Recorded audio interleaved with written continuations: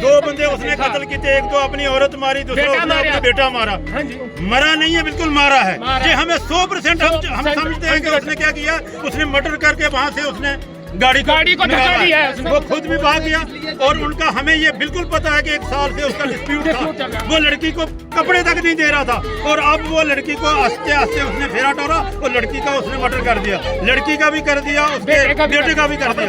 हम चाहते हैं उसको अभी उसको इतनी सजा मिलनी चाहिए, उसको आर्मी से भी निकालना चाहिए, उसको उम्र कैद होनी चाहिए।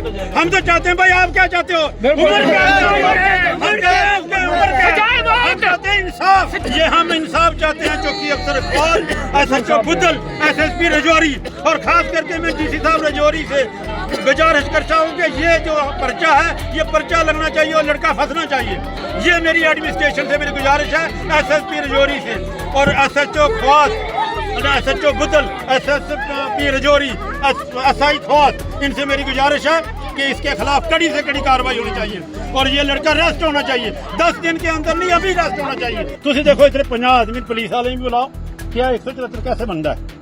नहीं, गड्डी एक्सीडेंट है ही नहीं, गड्डी एक्सीडेंट नहीं, गड्डी रोड ही दी है। जिस गाड़ी का शीशा भी नहीं टूटा, मतलब 2 बंदे कैसे मर गए बीच में?